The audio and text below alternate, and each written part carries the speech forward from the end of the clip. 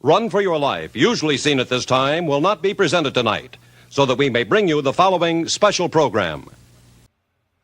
Please support the Word Balloon podcast by going to patreon.com/wordballoon. Become a part of the League of Word Balloon listeners. That's patreon.com/wordballoon.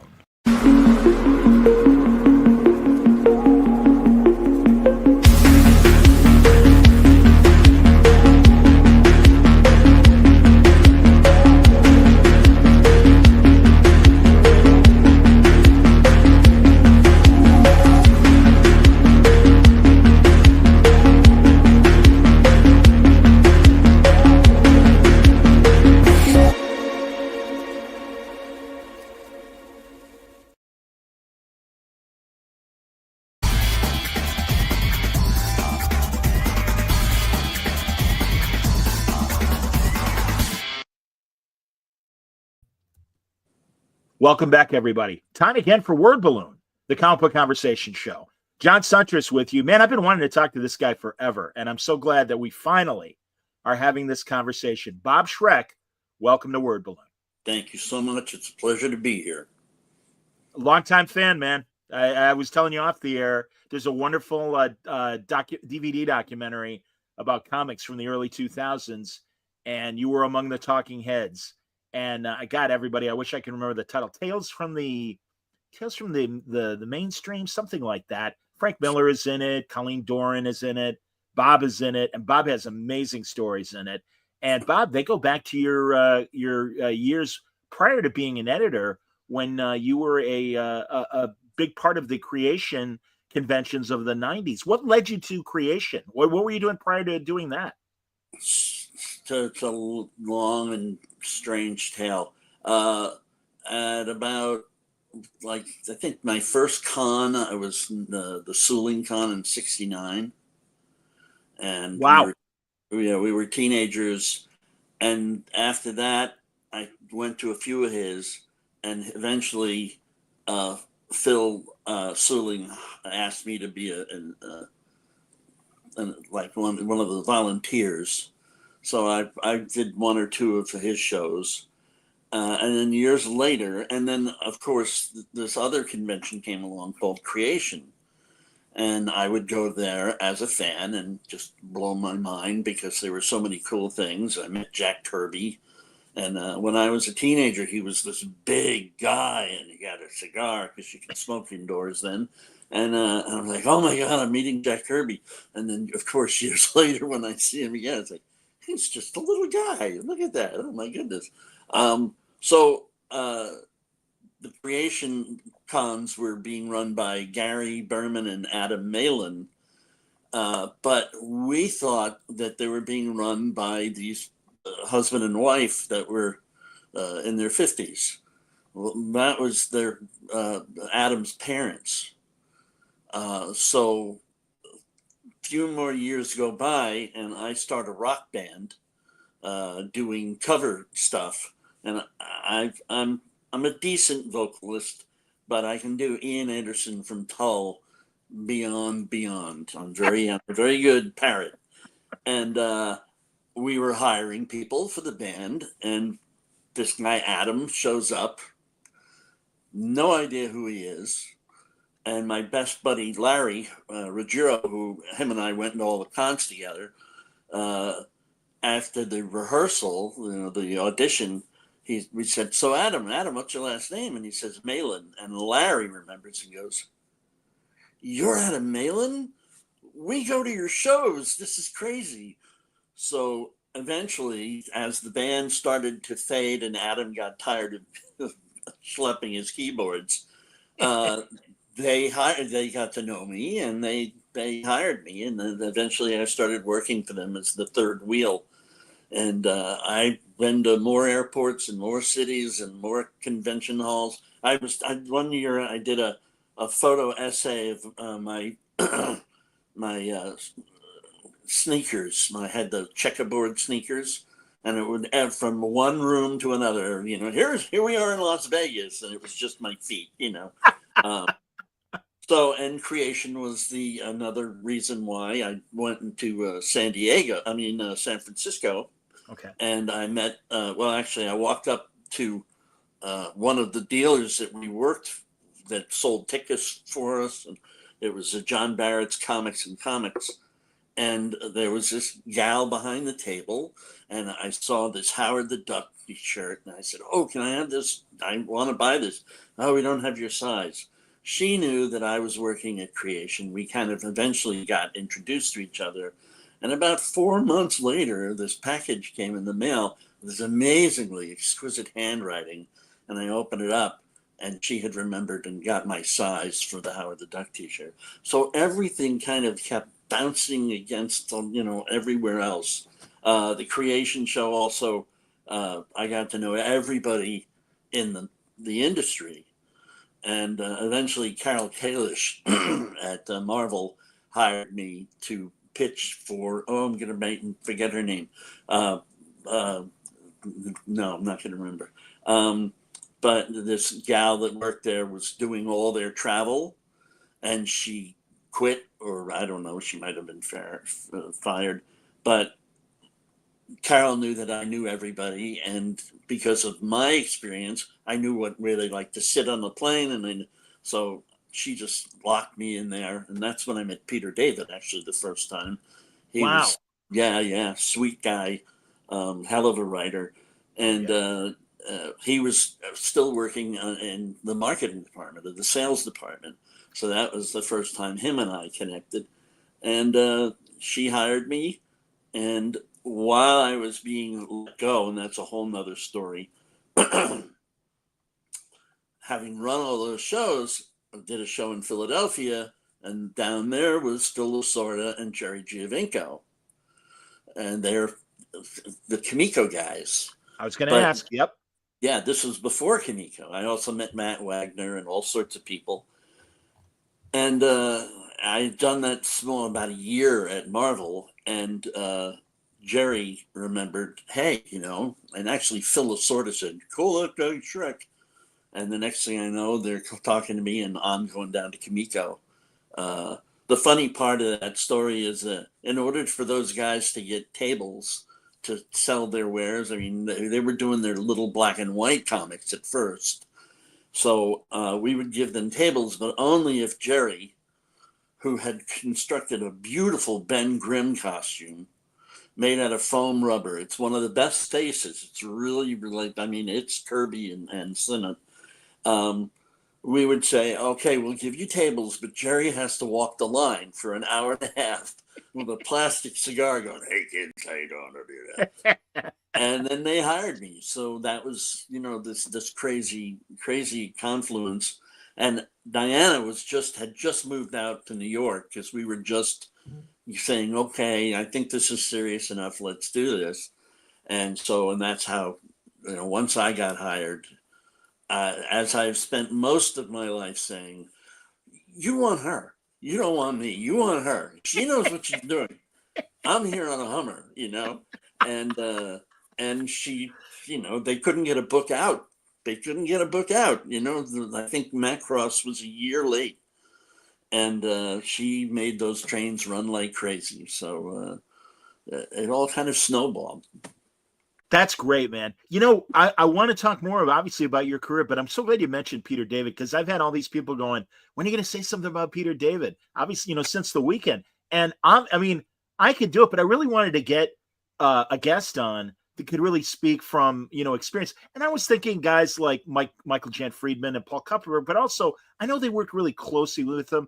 And I'm like, maybe it's too early to ask them about Peter and stuff. I mean, I'm a longtime reader, and not just the comics, but I'm a big Star Trek fan. And my God, his Star Trek novels, oh my God, the best. I mean, truly, no disrespect to Mike or some of the other great Star Trek writers, but Peter's job. Right there, man. You know it. So yeah, tell me about Peter. Tell me about your experiences with Peter. Oh, we didn't get to work together as editor and writer, but a lot of conventions. I knew where he wanted to sit on that plane. And he was always, really decent guy, very friendly.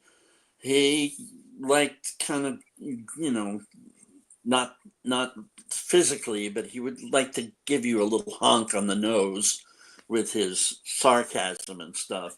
But he was a sweetheart, just a nice guy. And I have a funny story that's not even comic related, but we were in where were we? We were in Oakland for the convention out there, and we were at dinner, and somehow pot stickers came up, and I'm from Long Island, and Peter was from Long Island, and there's a thing about the Jewish community in New York primarily, and that is, especially for the holidays, they love Chinese food. I mean, it was like the thing. Every Jewish person that I was really close to and everything was like, oh yeah, we're going to do this, we did that. Hey, and I'm sitting there with Peter, and I said the word pot stickers, and he went, one of those. And I went, okay, you're not Jewish and you're not from Long Island. You are totally giving me a hard time here.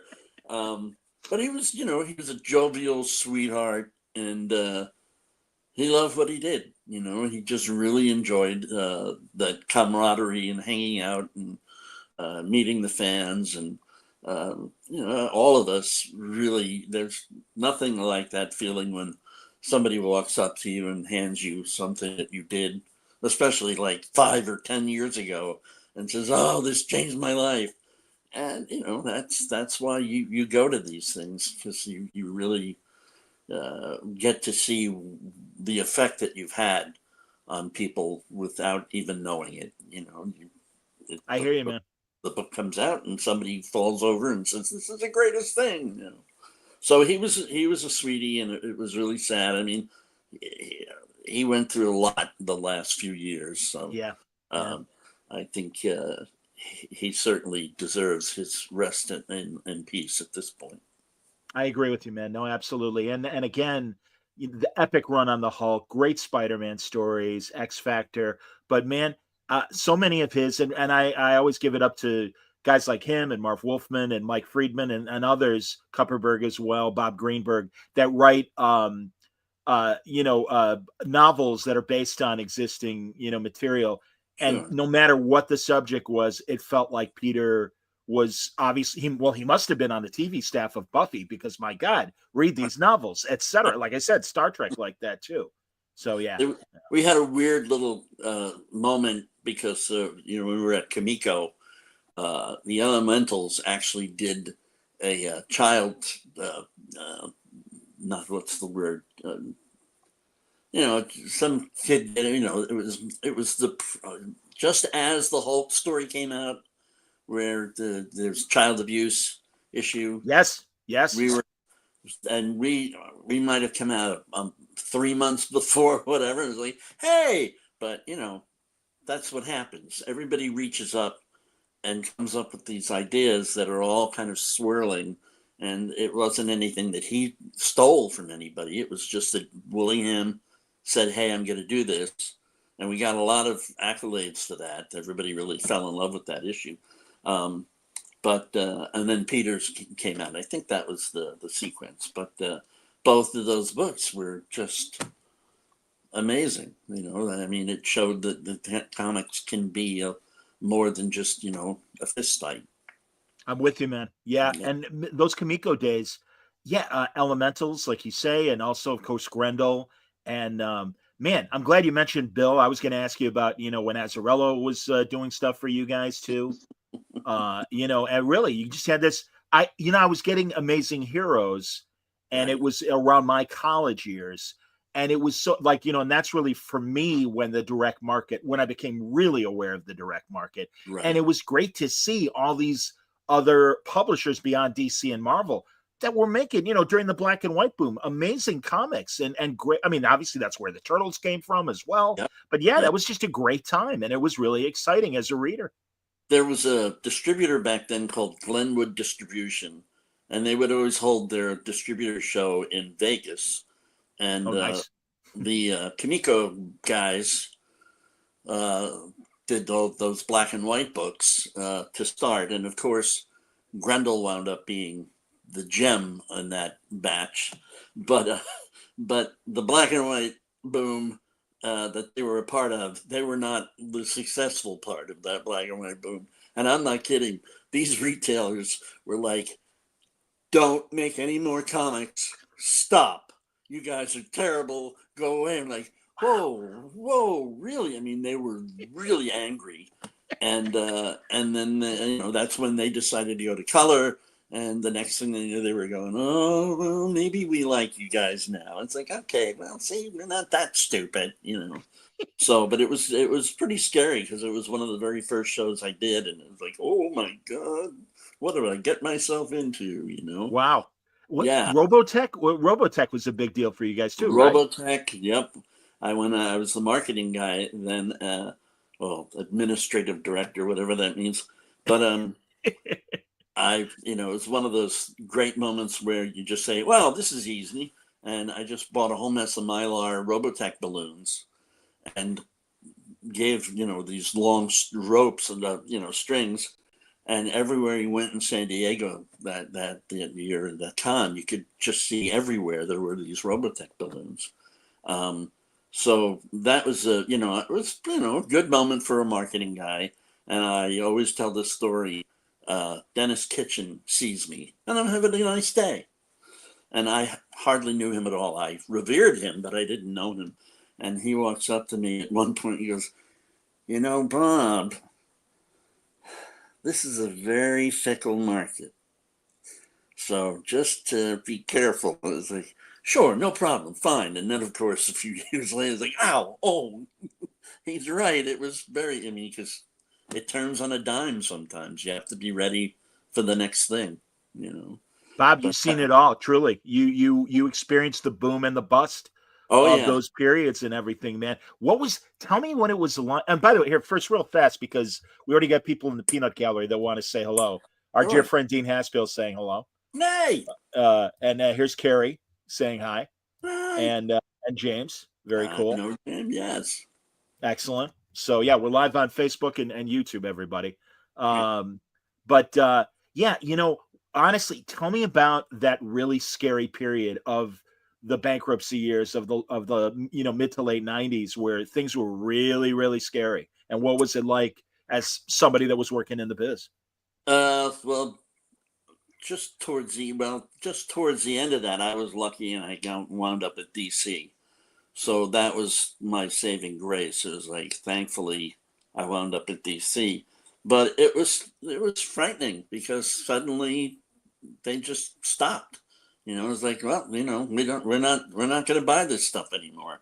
Like, oh, okay, thank you. And that's the next trick is you have to figure out what is going to apply next year or in 5 years. And that's a crapshoot. I mean, you gotta. I always go by my gut, and so it was a scary time, and we're right now in a pretty desolate and desperate time again. And the booms are great, but when you hit a wall, you got to pick yourself up and say, okay, I'm going to make this happen. But it was a really weird time, and like I said, I got lucky, and I wound up leaving and heading over to DC. And again, I had known people from DC for years from going to the cons, and that bond of Diana, myself, and Phil. We had Dick Giordano, who was like Phil's godfather. Not really, but he took Phil Lasorda under his wing. I hear you. We had a lot of great people that were there to help us through. Every one of us every one of our friends in the business came to us because we were about to go on the newsstand. And the newsstand, we're like, oh no, this is going to be great. We're going to be all over the country. We're going to be in 7-Elevens. And Tom DeFalco and everybody walked up to us going, don't do it, man. Don't do it. You're gonna regret it. And sure enough, you sold 70,000 copies. Yeah, that's the first week. by the end of the year, it's like you sold 5 copies. And you still got to pay for 70,000 copies. And they were all right, and we were totally stupid and totally wrong. But, and there were other factors in that. We had this very big meeting with Levitz. I don't know if you know, there was a point when Kimiko was in the DC solicitations. No. Yeah, we had our own little spot. Wow. Yeah. And they had given Diana a new computer, and she basically taught herself on how to make all this stuff work. And she ran all the numbers, and she looked at me and said, "This isn't going to end well." And we go to a meeting. I'm all in a suit and everything. We go to this meeting, and we're sitting there, and Paul Levitz is talking, and the guy who financed Kimiko was Phil Lasorda's brother, Dennis, who was a physical therapist. And so this was way before physical therapy took off, but he had cash, and but he didn't know what he was doing. So Paul Levitz says, "So what do your P&Ls look like?" And Dennis sort of said, "What's a P&L?" And that was when I had to leave the room and go to my buddy John Pope's office, and just like a beached whale, I just laid on his floor going, he said, "What's a P&L? He doesn't know what a P&L is." That's the guy running the place, you know. So there were all sorts of these crazy things. And eventually, another quick little moment that I thought was fun is when I will not even say his name, a certain individual took over Kimiko.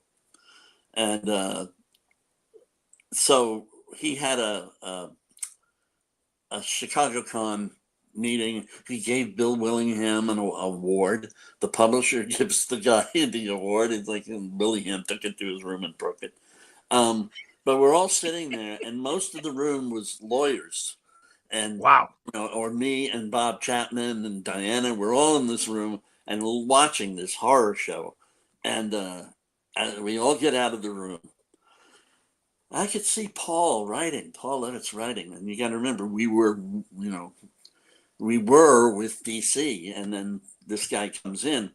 So we're all hanging out in the hall waiting to get on the elevator, and Paul leaves, and I stop, and everybody's still there, and I go, "Paul, what was it that you were writing when this was going on?"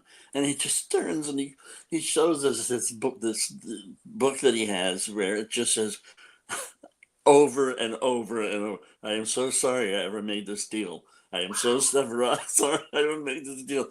All of us just burst out laughing. The guy who took over Kimiko was standing there going, "What are they laughing at?" It's like, "Nothing. Don't mind us. We're just goofballs." So anyway.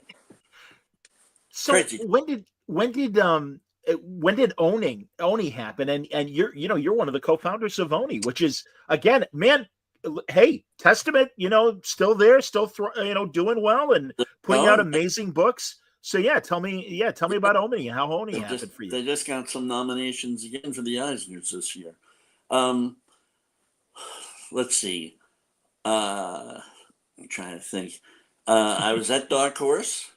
Oh yes, excuse me, of course, and we'll talk about Dark Horse, but I already asked you about Oni, so we may as well run with it for a second. And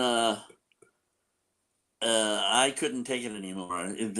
When I started, Diana and I started there together, and there were 8 people, maybe 9. And when I was getting fed up with everything, the way things were going, there were about 125 people. And I said to Mike Richardson, "We need badges. I don't know who I'm letting in the door.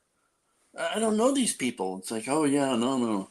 So, and I had a lot of conflict with Mike towards the end there. Okay. But anyway, I just decided I was going to quit. That's a whole nother story. It's funny. But my buddy, who I had met several years prior, this younger guy, Joe Nosmak, he was in Texas, and I got to hang out with him at shows. He walked up to, I guess, the Kimiko booth. No, the Dark Horse booth. And thought I was, and he says this isn't true, but he thought I was Matt Wagner, and he swears it didn't happen, but that's how I remember it. And then I had to go, no, that's Matt Wagner. But Joe and I connected. He's a really smart guy, and we kind of chitter chattered. And then when I just broke clean out of Dark Horse, we looked at each other, and the market was not very good at that point. It was pretty scary again. And his stepfather said, hey, you know, the time to come in is when it is down, because it can only go up. And he was right. He didn't finance us, even though he said he would. He didn't.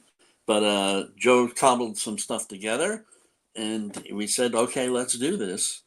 And the reason why we called it Oni Press was because all these people that I was meeting, another gentleman by the name of Shannon Stewart, who was very important in my career as well, these guys from the South, they all had these little Oni heads hanging from their rear view mirrors in their cars. It's like, what is going on? Everybody's got, where is it? And I didn't know anything about it. Oh yeah, it's the spurned woman, you know, when she's got the horns and the Japanese culture.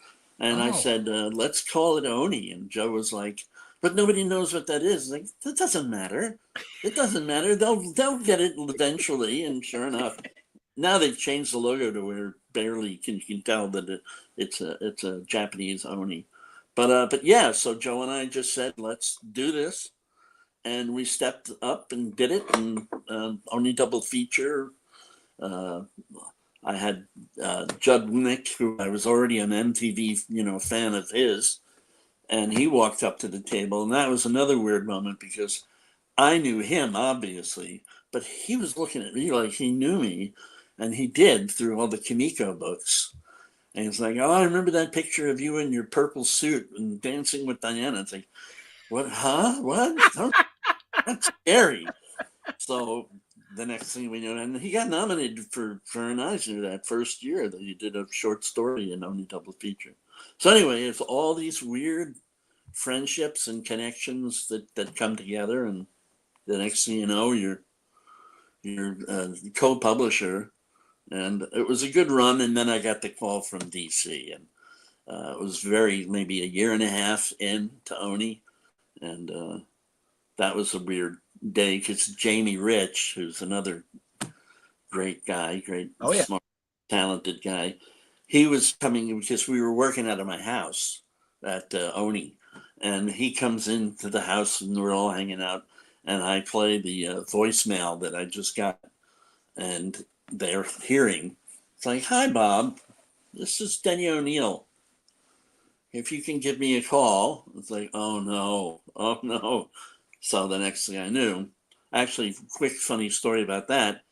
Denny went to Levitz. Denny went to Carlin. He went to at least 2 or 3 other people saying, you know, I want Diana Schutz. I want to get Diana Schutz. I want to get Diana Schutz.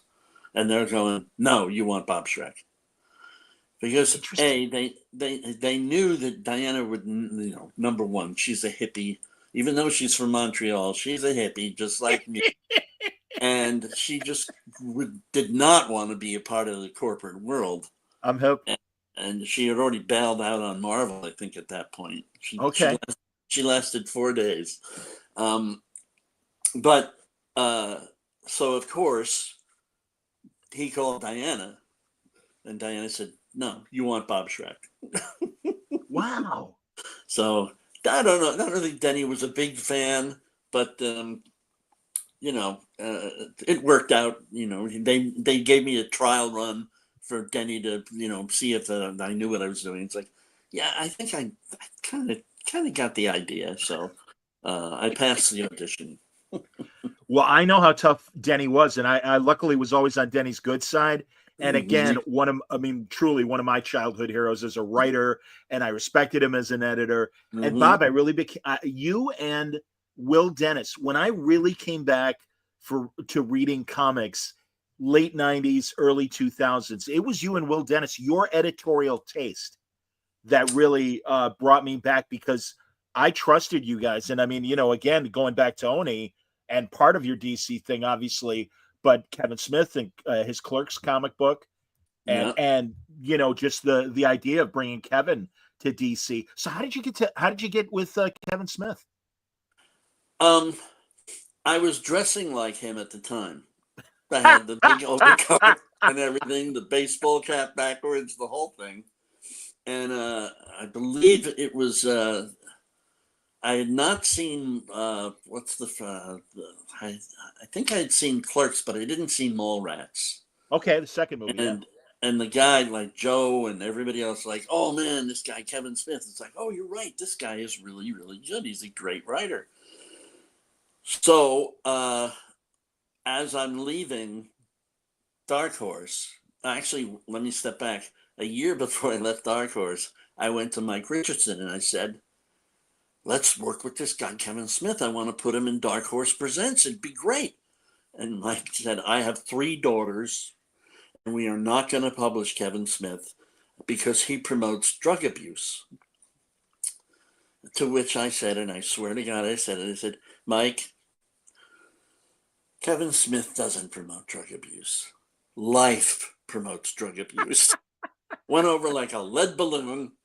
And when we started Oni, Joe comes up to me, starts pushing me because I'd already been in touch with Kevin.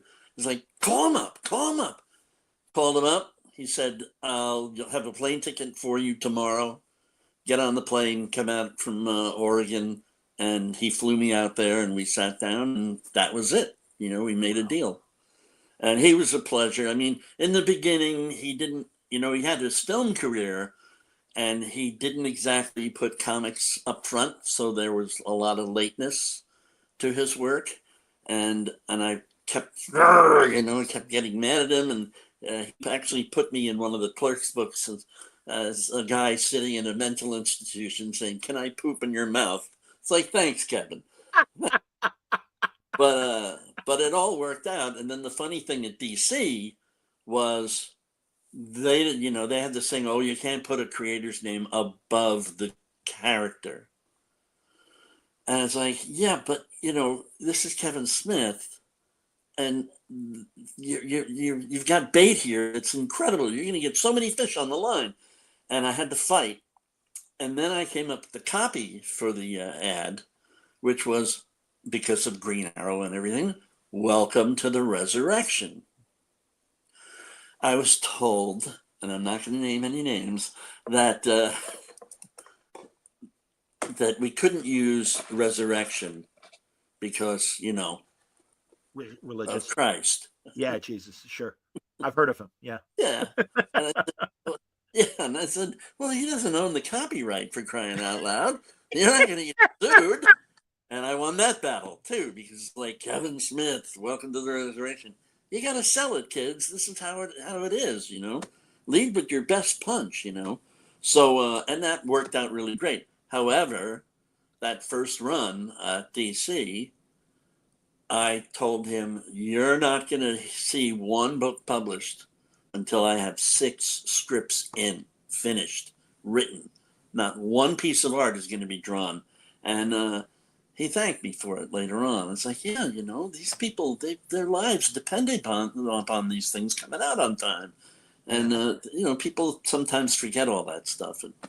And then another quick aside, when I was working at Legendary with Guillermo del Toro, he's making Pacific Rim while I'm doing the book of Pacific Rim every day.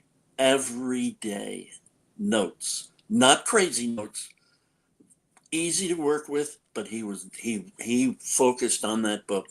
Wow.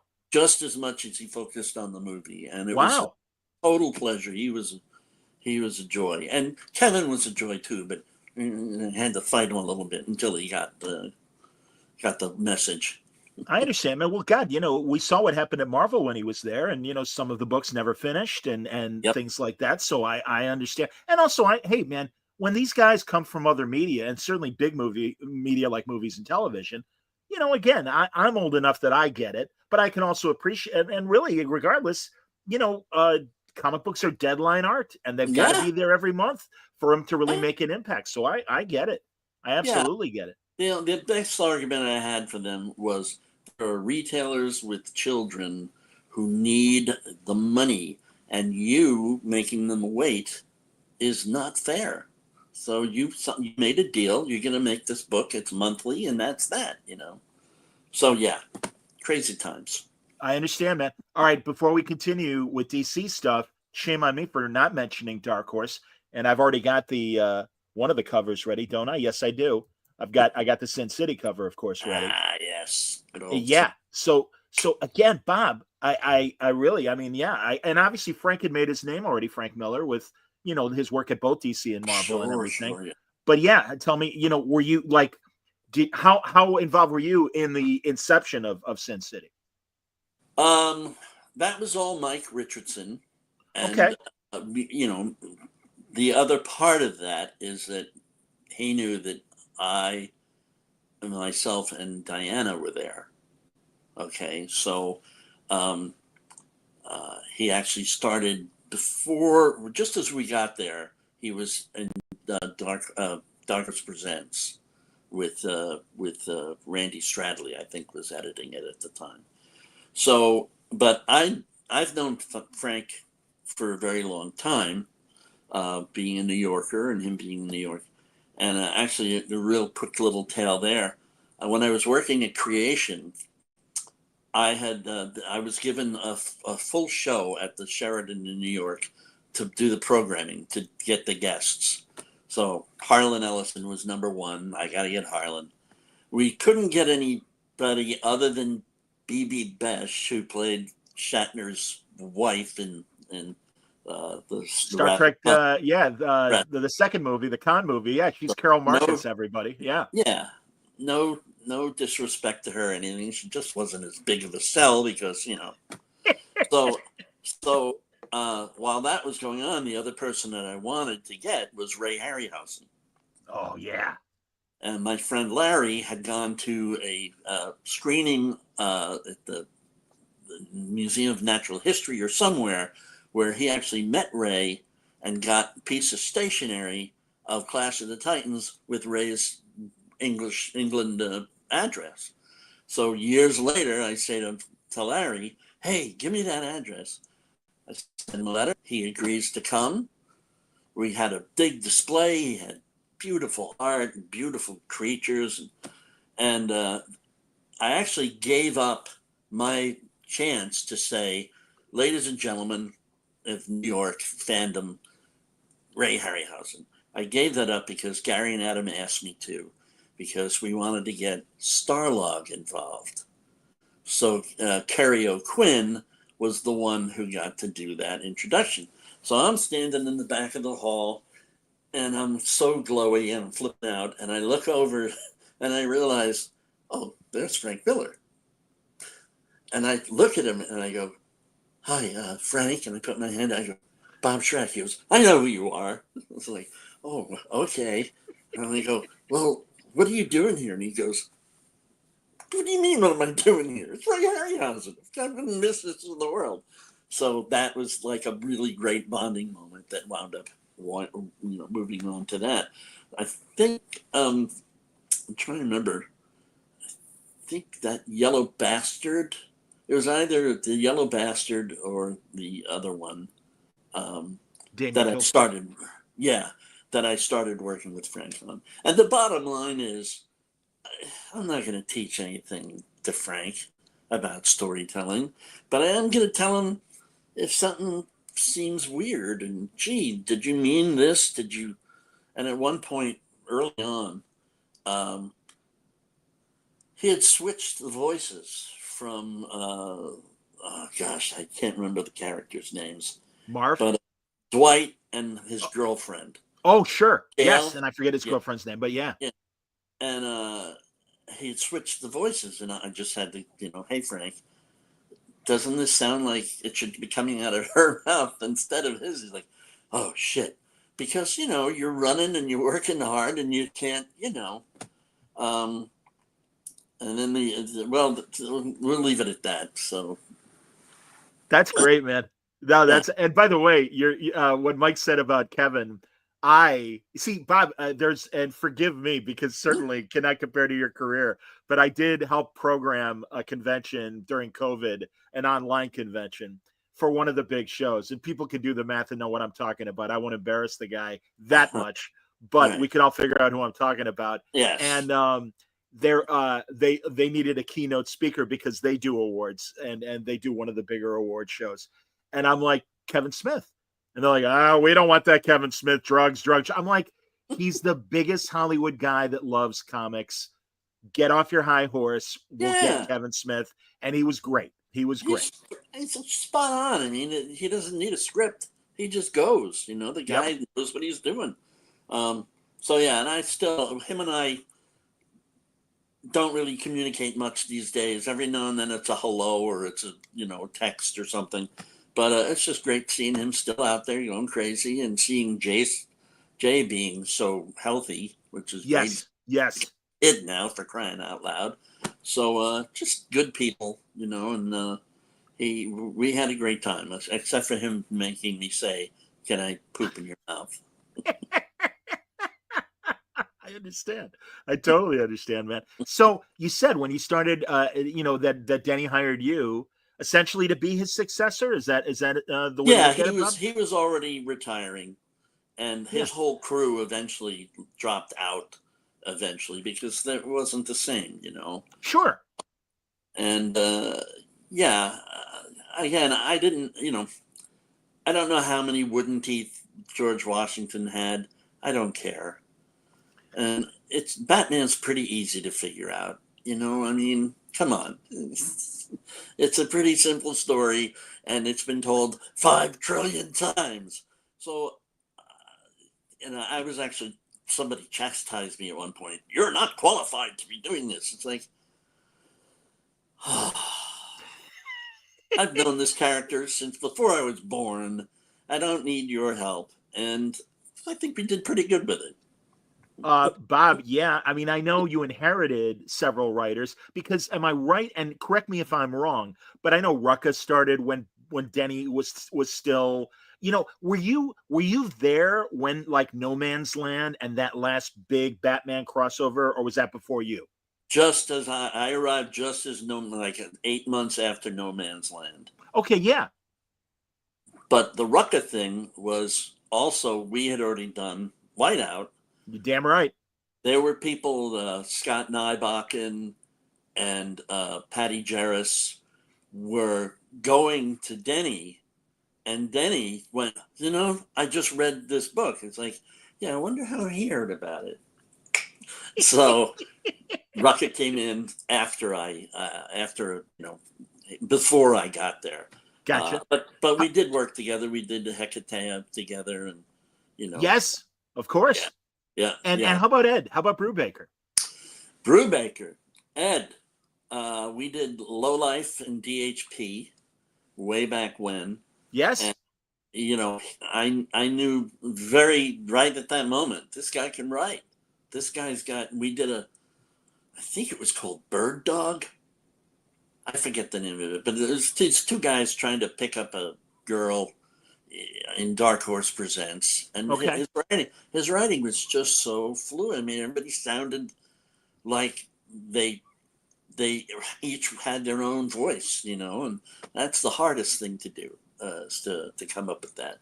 So yeah, so Ed was like a shoe in, and yeah, there were a few others that we brought. Judd coming in was Yes. great, and Brad Meltzer.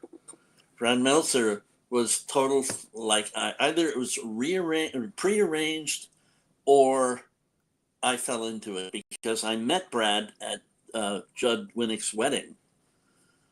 They're old buddies, Right. The college buddies. Yes. Yeah. So I knew that he had written a couple of books, I think, at the time, Mm-hmm. and I knew that if I put Judd in first, it would come from Kevin to Judd. Number one, it's kind of like 2 guys from outside. One's TV, the other's film. But having met Brad, and I like doing that. You ever see the movie Injustice for All? Oh yeah, of course, With Al Pacino. Pacino and Yeah, Jack, what's his name? Warden. Yeah, he played the judge who was completely nuts and go out on the helicopter. I like doing that. So I was like looking at my watch going, I need a writer. I need a writer, and I need a writer now. And Brad was doing a signing in New York. I waited the last person online. I walked up to him at the end and said, "Hi, how you doing? You don't remember me, blah, blah, blah." And said, "If you're ever interested in writing a comic book story," and I knew that he was a Green Arrow fan because he had all the names listed in there. Right, And in then, his novels, for people who don't know, he would name like Oliver Queen as a random yeah, character in a book like The Tenth Justice, one of his novels. And yep. obviously, all of us comic book, we were like, "Hey, wait a minute, this guy likes comics, clearly." Oh, yeah.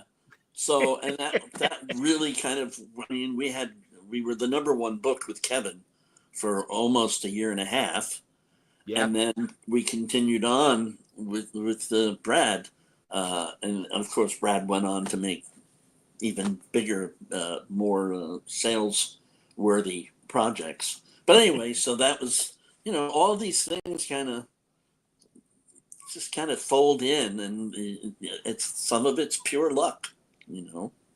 So was because another thing too, and another wrinkle of both Kevin's run and when Brad took over too, you had Phil Hester and Andy Parks doing the art, and I know that they worked with Kevin on Clerks, mhm. and people are going to accept that cartoony style for a humor book. But was there any pushback from DC and worry about having that kind of? I mean, because they still did an adventure style, but they can't escape who the artists who they are. Oh no, yeah. So yeah, was there any concern from DC or on your part as well in terms of, no, this is good, this is going to look great? No, yeah, I was on board. I think either Phil alone or Phil and Andy both worked on a Swamp Thing book or something, or some kind of horror book. Yes. And that was for me like, okay, so if they can do that, they can do this over here. Okay. Um, and actually, Jim Mahfood did the Clerks book, first Oh, Clerks. excuse me. Okay. Yeah, and then those guys kicked in later. I see. Okay. But yeah, yeah. So no, that was great. No, the biggest trouble I had was, just trying to get DC to get out of my way. Well, I'm As glad Paul, they did, Bob. thanks. Yeah, as Paul Levitt used to Yeah. say, DC is like a giant aircraft carrier, and you can't make sharp turns. It takes a long, hard, slow turn to get them to see something better down the road. Greg Rucka made the point that DC is the tortoise and Marvel is the hare. Oh, and absolutely. and and and complementary to both, because as you say, Marvel was always a little more nimble, but every now and then, all of a sudden, here comes the tortoise, man. and Yep. and a lot of those were the books you were editing, Bob, and it's Uh, like, truly, man, I'm telling you, man, that 99 to 2010 period, so many of the books that you were editing and stuff, I'm just like, these are great. And truly, Winnick's become a friend of mine. Meltzer's become a friend of mine. Phil and Andy are my friends. there And you go. and it's just, and they're great guys. And I appreciate their taste. And the same goes with Marvel. Bendis became a really good friend. Rucka is a very good friend of mine. Brubaker is Yep. a good friend of mine. Yep. So yeah, Yeah, no, they're all super talented people, and again, most of them were a joy to work with. Every now and then you'd have a little scuffle, a little, I don't agree with you, but my rule is I want everybody happy. If you're not happy, it's not going to come together. So I'm going to start with the writer, sit down, and say, okay, who do you want to draw this? Let's develop this together. And you make some compromise, but the book is the thing that has to win, not the ego of the editor or the ego of the writer or anybody else. It's got to be for the furtherance of the book and those reading it. You want to give them a good ride. Well, again, great talent all around, and that's the reason why. All right, a couple more comic book all stars joining us in the chat. and I can call them friends from the Flying Fist Ranch. Here's Bo Smith. Love hear Bob talk about comics and the business. Reminds me that being in a community or a community was always important in our industry. And then our dear friend Mike Oming saying, ask him about UFOs.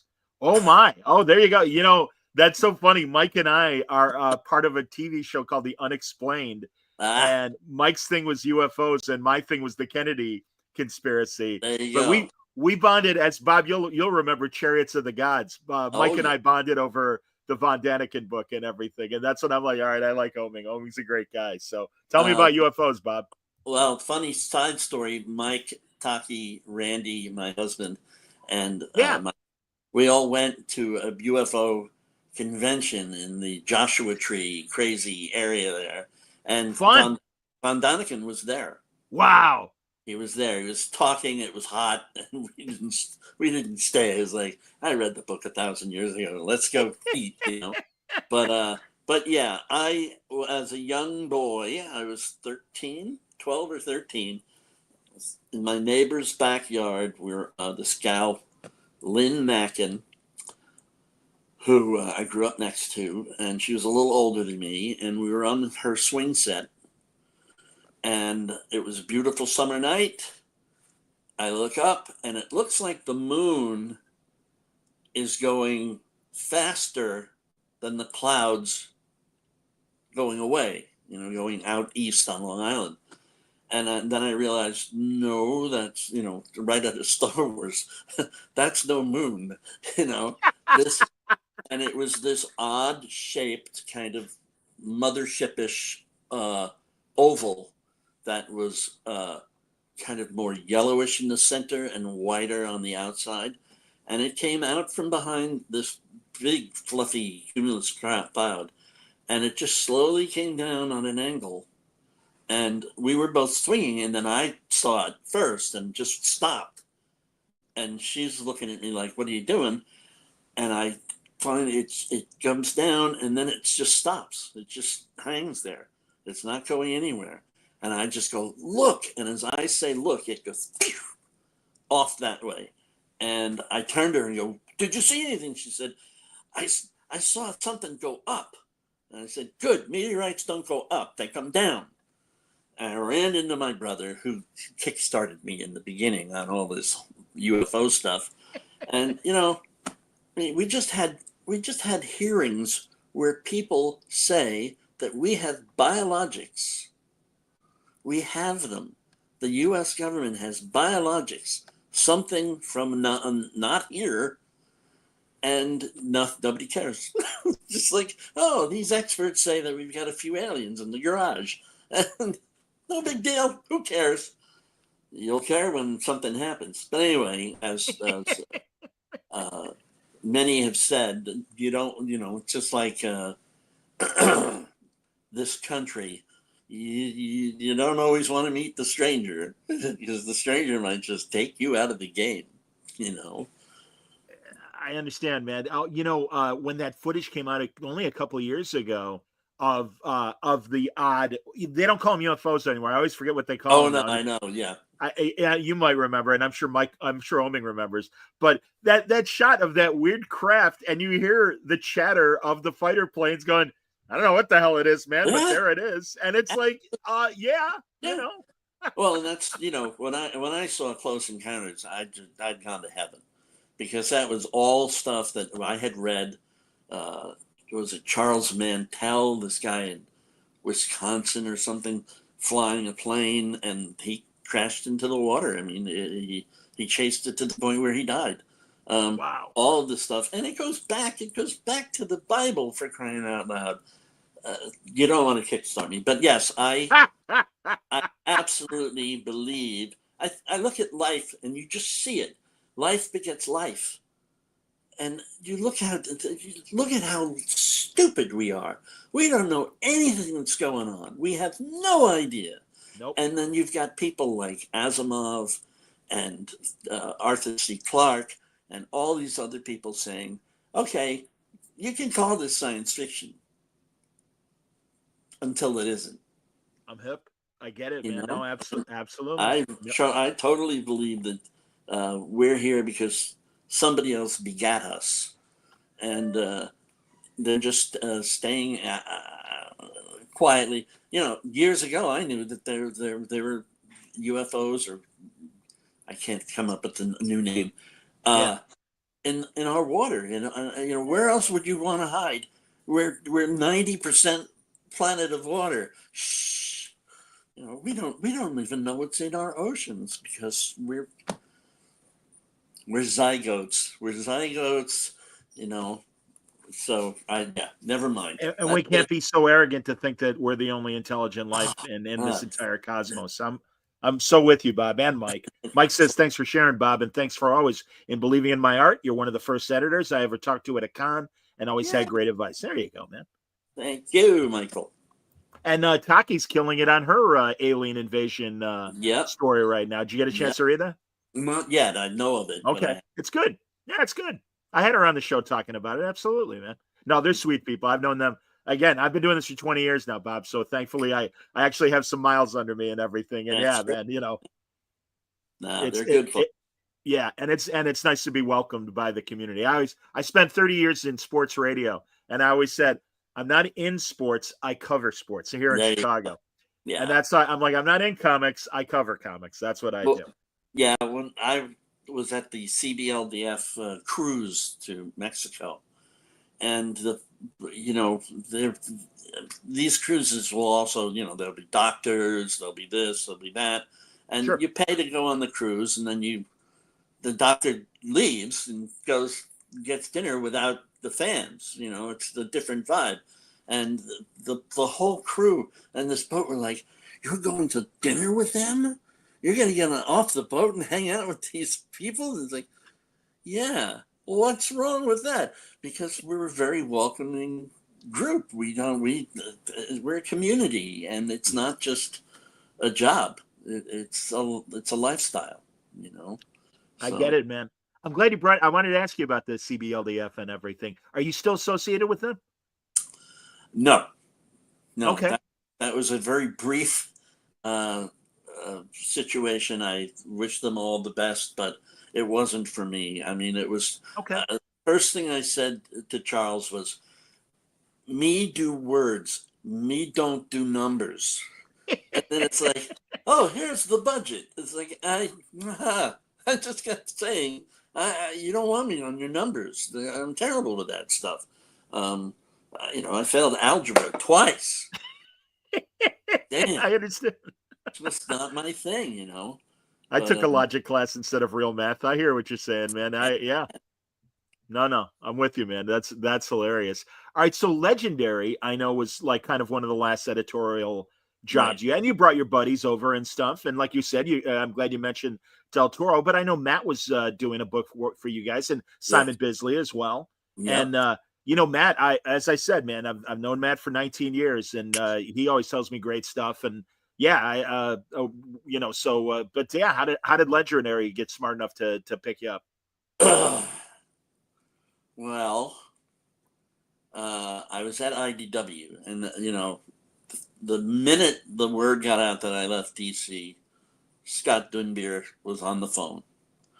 Now, Ted Adams, who was the boss of the whole thing, he was my assistant at Dark Horse. Oh, when he was just a little boy, and he was very young, and he was great. It's like I would go to him to ask for something, and he would go, "Here." "Oh, you did it already." He was great. He was such a joy to work with. And then years go by, and he went to Image with Bo. Yes. And I actually was a part of. I got possible hire. I had McFarlane was living here in Oregon, and I went to have a discussion with him about whether or not I would, be part of Image. And I said to him, and his wife was great. She was just in the background with little comments. And I said to him, "Todd, how do I tell the guy who owns the company to get off the dining room table?" And she went, "He has a point." Like, yeah, I do. the other great moment was I got in the house and they had this beautiful piano, and the whole little setup was right out of uh, the John Lennon song. Uh, I hate this. I'm old. You know, Don't worry, buddy. the giant John Lennon song that everybody loves. Imagine. Yeah. So it looks like that set. It looks Oh, like like what. the white Yeah, piano and everything. I'm yeah, hip yeah. now. I'm with you now, man. Yeah. And his wife agreed because uh, she just gave me a look, and I said, "Oh wow, look at that." And I said, "Does anybody play?" He said, "No." I said, "Oh well, it's a nice knick-knack." And she could hear her in the other room laughing. It's like, I mean, if you can't play, what are you Yeah, doing? exactly. What the hell are you doing with So, the piano, man? It takes up but a lot of space. Todd was great, and we just decided, well, this was worth discussing. And then, of course, uh, Ted Adams and Bo wound up there. But so I was already at IDW with Ted and everybody, and um, I'm trying to remember what else. Oh, and then so we were at a baseball game, a Mets game, with Ted and everybody. I get a phone call from Frank Miller. I'm on the phone, got Ted sitting right next to me, and Frank's like, Schreck, I want to hook up with this guy at the Legendary, this guy Thomas Tull.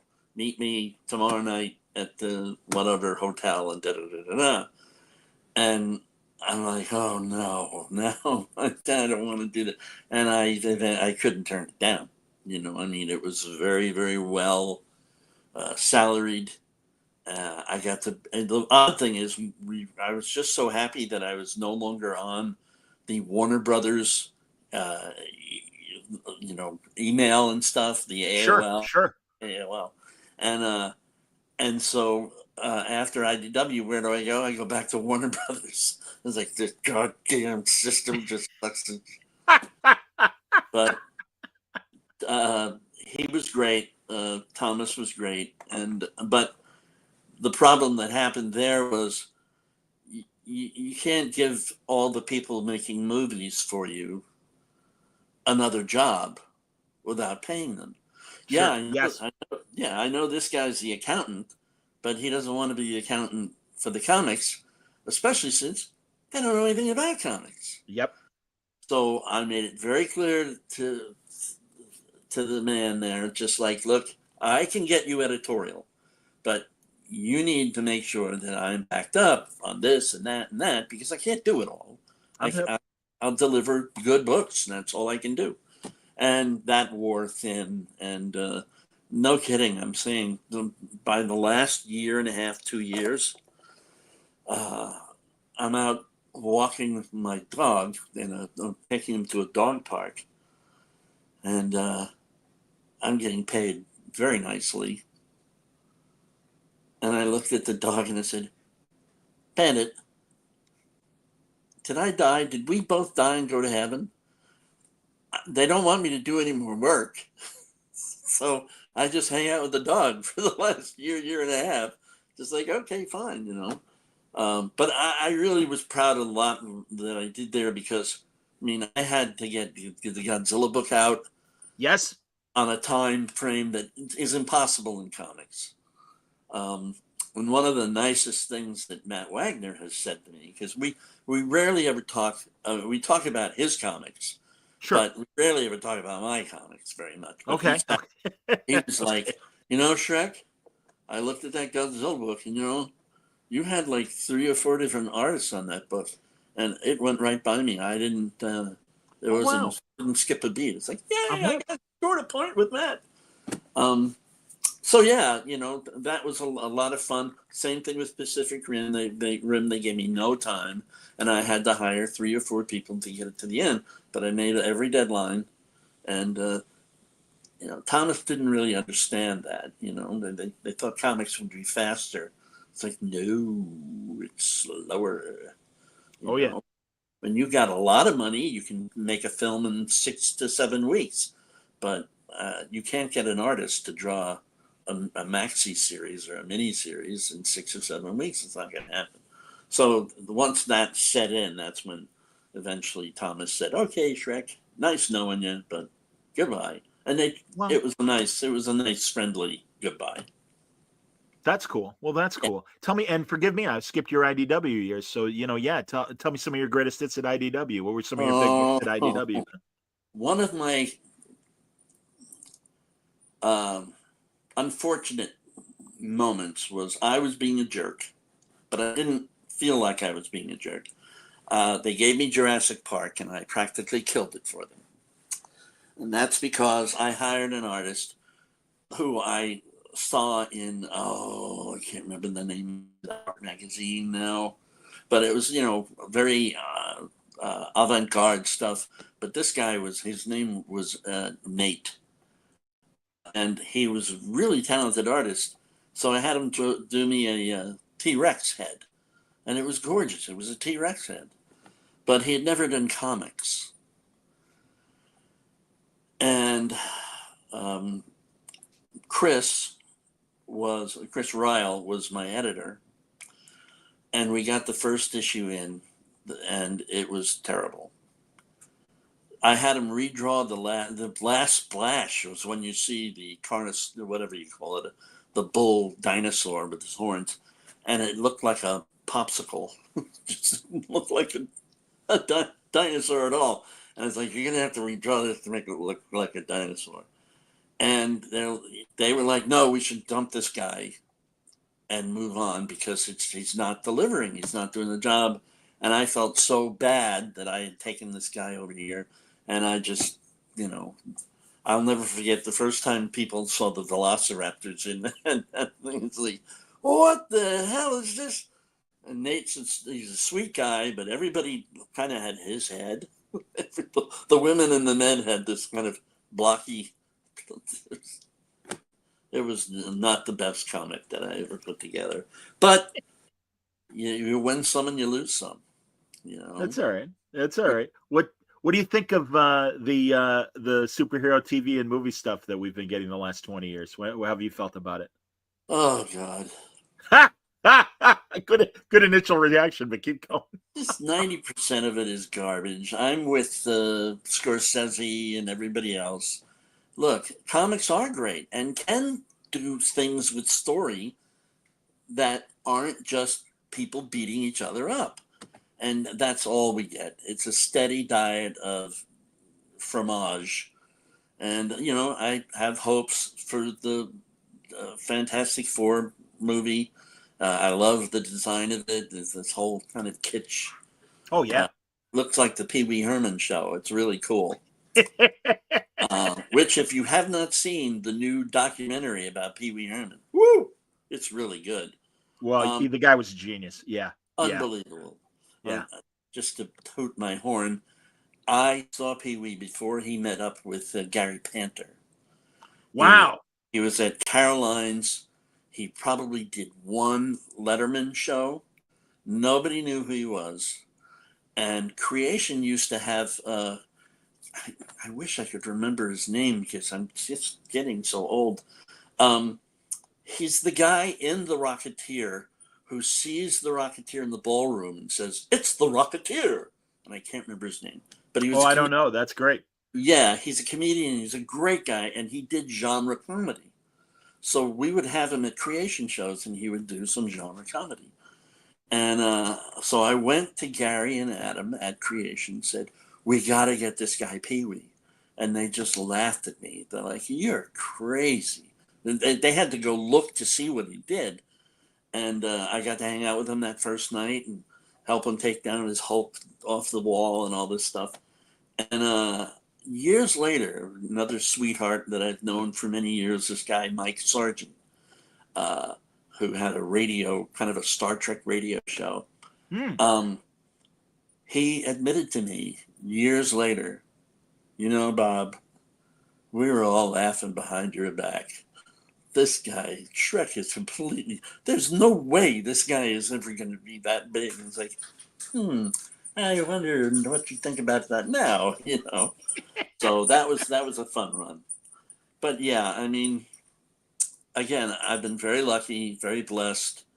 I had an older brother. I have two older brothers, but one of them, my brother Dean, kind of taught me what made a movie great. Handed me John Christopher's the trilogy of the White Mountains. And it was kind of YA back then. Okay. It was War of the Worlds, only with kids as the lead. And I read all three in like an hour. And I became a voracious reader from then. And, you watch the Twilight Zones and you go, Richard Matheson. Yes. This, you know who's really good and knows what they're doing. And so my brother kind of cultivated my ability to sit there and go, well, that's cheating, that's a lie. And then of course Diana, I mean, there was so much I learned from her. Just, well, another quick and beyond the gut and knowing what's there. At Kimiko, we're all hanging out, and somehow the subject of Johnny Quest came up. Right. So all the guys are like, yeah, man, what a great show. And it took the one girl in the room to go, well, why didn't you call Doug Wildey? And we go, who? Because we had no idea Doug had created that whole thing. And we're like, oh, that's a really good idea, Diana. And then boom, that was how Johnny Quest the comic came together, because we all loved it, but we were all blind to not know, this guy is a genius, and off we went, And I'm sitting right next to a beautiful oil that he did of a cowboy roping a steer that he gave to me and Diana for our wedding. But wow. When Diana and I divorced, she went, he loved you more than me. You keep it. Like, that's great, man. Well, she's a sweetheart. That's terrific. So, yeah. Am I right? Did Kimiko publish Rio, his Western? Yes, comic? yeah, that was wow. Yeah, he was, and then that originally was at Eclipse. He did all the colors were on these tissue papers, and it had been lying around for a while. And then of course Doug knew Dave Stevens. Stevens, excuse me. Dave yes. Stevens. Sure. Because Dave worked on Godzuki. He had to work on Godzuki. They all getting shit for him all the time. It's like, oh, Godzuki. So all these things started coming together. And it was actually, I think it was my idea because it was hard to sell Rio because it wasn't bam, smash, Sure. And we had the World of Ginger Fox, which was a movie studio, a female movie studio. And I said, well, what if we get Dave to draw a print of Rio, like this actor who plays the cowboy, with Ginger Fox, and we put that in between the two graphic novels. And I sold a whole mess of those suckers that were lying in the basements. And of course, Doug was very happy too. It's like, oh, that's a great idea, Schreck. So so much of it is just luck and staring reality in the face and going, oh, that's what I ought to be doing, That's beautiful, man. And especially I love the Pee Wee story. When I was a freshman at Illinois State University, so this is fall of '83, and he had done maybe a couple Letterman, but certainly my guy, once you saw him, you knew what you were in for. And right. He played in a room that had no bigger than 100 seats in this student, the student center or whatever. And we're all waiting in line for the show. And he walks by, not in his Pee Wee costume or makeup, and he has his glasses on, and he's holding a textbook trying to be a student. And we're like, hey, Pee Wee, we're psyched to see you, man. And he was sweet as hell. And he's like, oh, thanks, guys. He goes, it's going to be a good show, I promise. And of course, we were, everything he did on his big stage show, he did for us with 100 people, had the hygiene movies and stuff that we grew up with. And it was so great. And yeah, so I get it, man. I get it. It was amazing. No, he was a riot, and I mean, you had a whole nation, people dressing up like him, and Well, Yes. I was one of them. And Phil Hartman. Phil Hartman Hartman. being so important to him and everything. Amazing stuff that Yeah. Hart did. So I'm with yeah. you, Bob. Yeah, that's Yeah. great. Bob, this was great, man. We can wrap up. I don't want to, I want you to get back to your evening, hang out with Randy, hang out with the dog. But but please, would you come back? I'd love to have another conversation with you sometime. Absolutely. I have all the dirt, so I'm ready to go. You know where as we say in Illinois politics, you know where the bodies are buried. Man. I know where the bodies are buried. I know, and I know where some of the zombies are too. There you go, man. That's fantastic. Well, No, it really means a lot, man. Thank you so much for having me on. It was a total pleasure. The pleasure was mine, and I know the audience feels the same way, Bob. Thank you so much. Tomorrow night, I don't know if you ever met Art Baltazar, but he's a good friend of mine. Oh no. The Tiny Titans fame and some of the stuff like that. And we'll see if Franco's going to join me or not, but Artie's going to join me, and we're going to have a good conversation tomorrow night right here on Word Balloon Live. So I hope people will join us. But until then, everybody stay safe, stay happy, stay healthy.